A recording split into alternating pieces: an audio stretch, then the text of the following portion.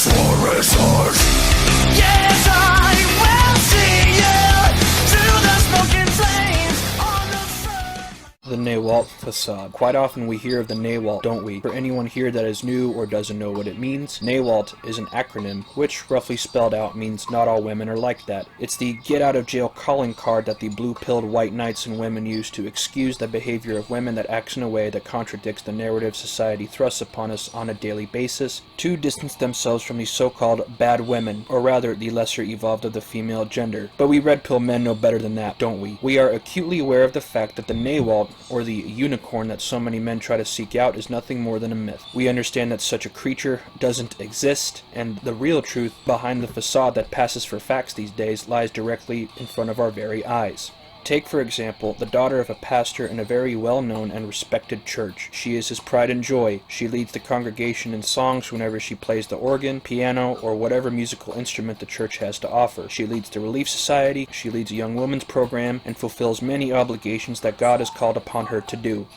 She is a very physically attractive young woman, and many young men in the church fawn over her, fantasizing in their heads that she should be their future wife. They want to be that strapping knight that slays the dragon and claims her as his own. She appears to be this incorruptible, infallible, sweet-hearted Rapunzel that the devil can never sway or deceive. However, as the old saying goes, appearances can be deceiving. How is she really like behind closed doors? Is she really that stalwart young woman of God? Is she truly the perfect Cinderella waiting for her Prince Charming that she makes herself out to be?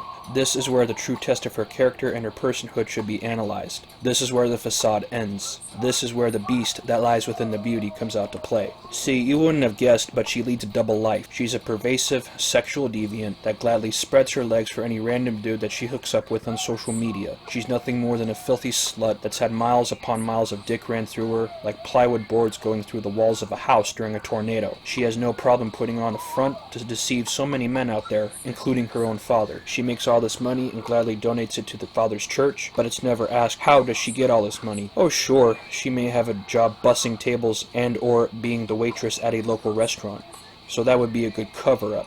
But little do men know, she also owns accounts and makes videos for thirsty cucks, shoving butt plugs up her ass and dildos up her cooch. She has a collection of toys in her bedroom closet that are stashed away in places only she knows of. Her father isn't aware, her mother isn't aware.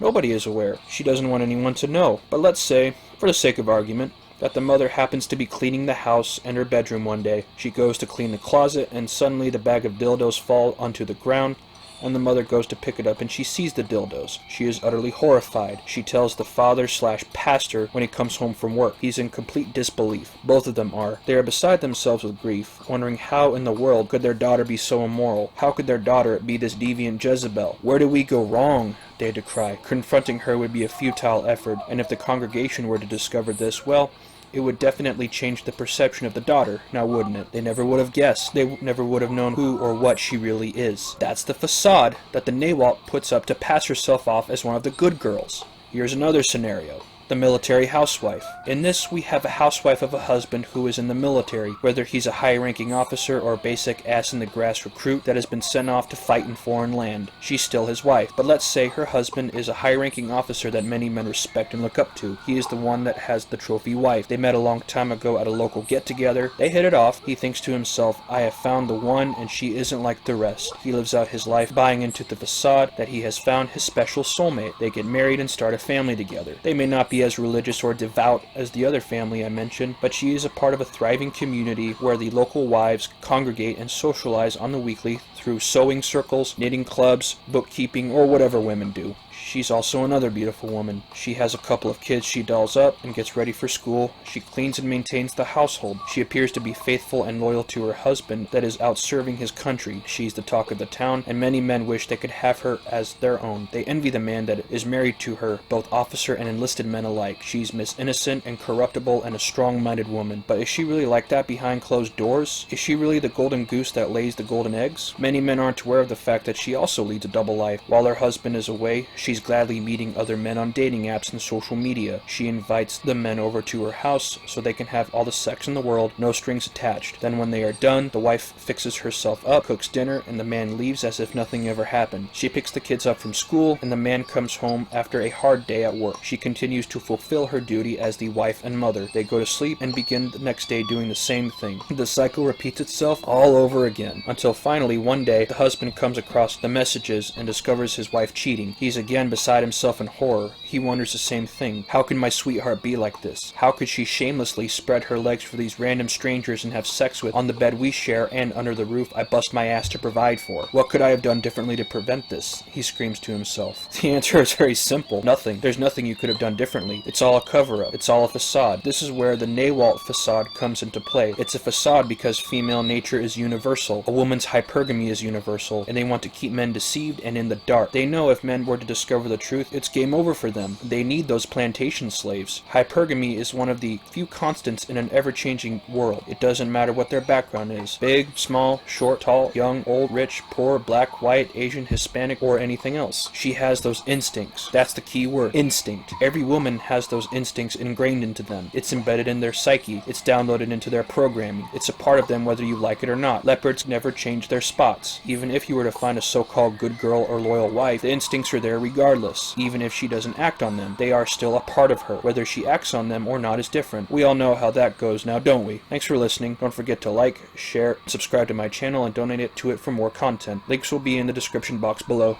Thank you.